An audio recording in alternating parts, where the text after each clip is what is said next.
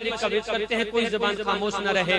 पढ़िए ला इलाहा इल्लल्लाह, पढ़िए ला इलाहा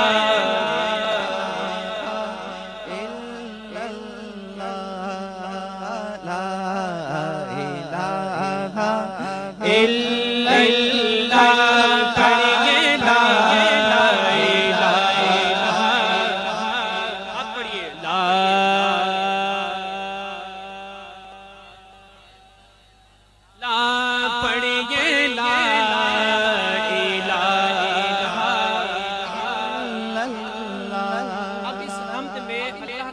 भी है और उसके रसूल का जिक्र भी है और आपके नवासे का जिक्र भी है।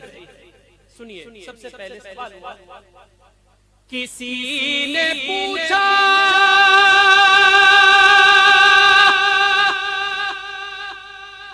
कि जन्नत की कोई कीमत है? समझ आया तो बाबा से बुलंद कह दे, मेरी मेहनत को जाया नहीं करना। किसी ने पूछा कि जन्नत की कोई कीमत है? तो मुस्तफा ने कहा ला इलाहा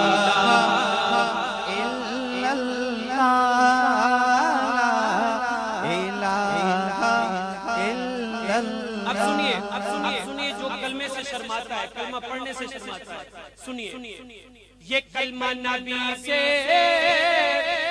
मिलाता है, ये सारे दुख दर्द मिटाता है।